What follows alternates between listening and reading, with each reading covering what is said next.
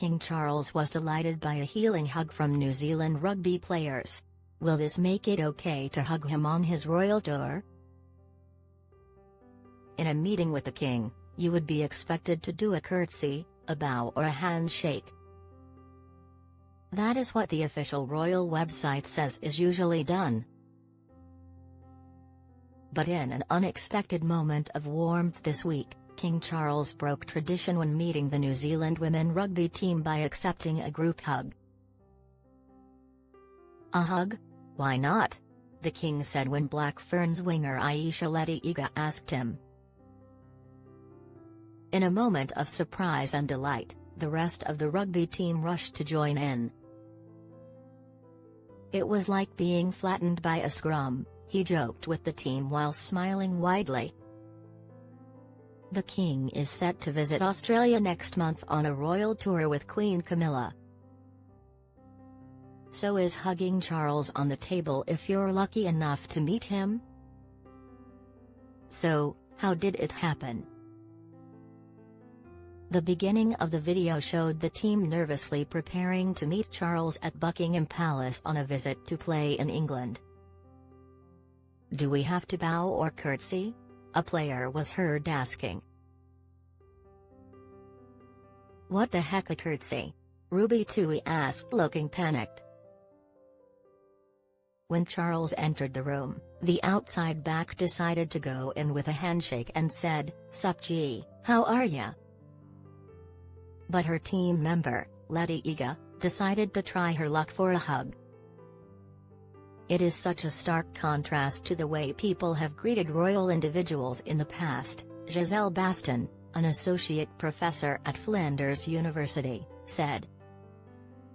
No one would have ever dreamed of asking the late Queen Elizabeth II for a hug, let alone for her to have said, yes, why not? I think Charles is, despite undergoing treatment for cancer, has in a very happy place, and I think has enjoying being king, and when faced by this vibrant group of New Zealanders he thought, yeah, why not? The king later thanked the team for the healing embrace.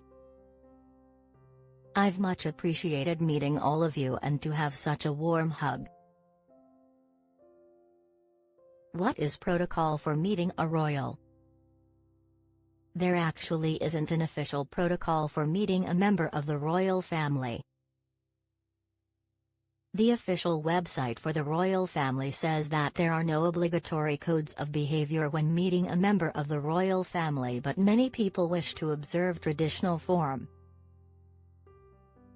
For men, this is a neck bow from the head only, while women do a small curtsy. People can also shake hands in the usual way. But a hug is still very unusual. Normally, you're not supposed to touch a royal unless they touch you, royal correspondent and expert Juliet Reedon said.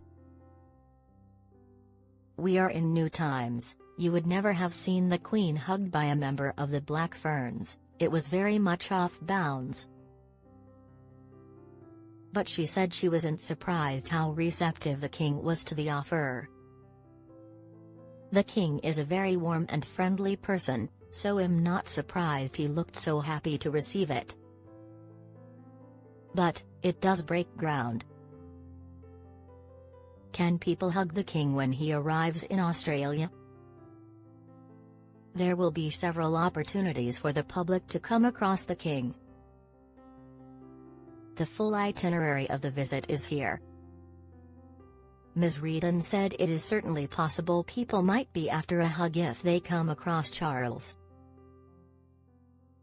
I think a lot of it is affection for the king at the moment, especially in the knowledge he is going through cancer treatment and is still out there working, she said. I think there is admiration for that, and that might run to Australians who will want to meet him, and shake his hand and greet him because it's been a tough year.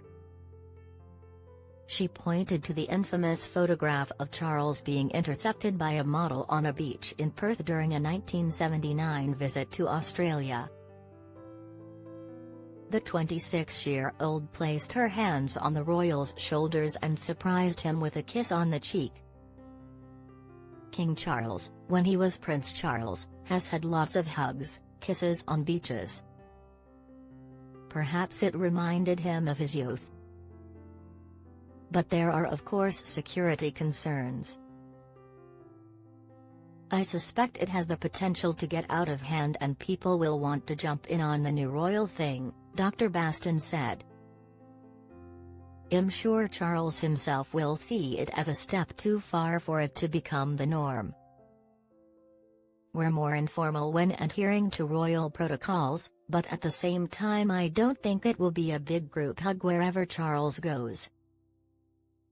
New generation of royals more relaxed with affection. Ms. Reardon said more casual and affectionate gestures have been seen by new generations of royals such as Harry and Meghan and the Prince and Princess of Wales, William, and Catherine. I think it has opened that door to the human side of the monarchy, which is obviously very good for the brand and you don't see anything cynical in it, and they're just reacting naturally, she said. But this wasn't always the case.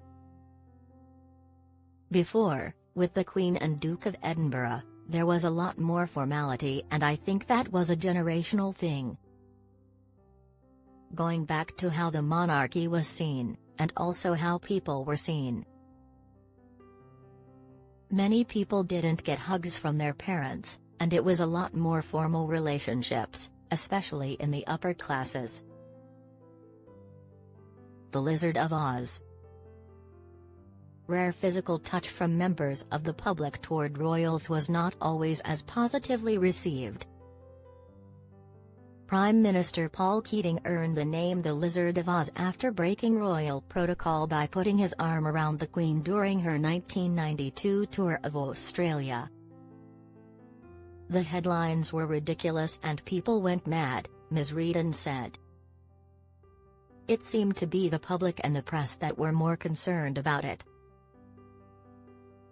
When is the royal tour of Australia?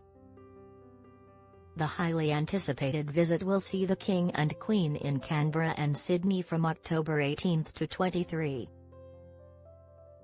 Events at Parliament House in Canberra and on Sydney Harbour headline the tour, 6 years after the couple's last trip down under. The Prime Minister will host a reception for Charles and Camilla on Capitol Hill with Australian political and community leaders before they take part in a solemn wreath-laying ceremony at the Australian War Memorial.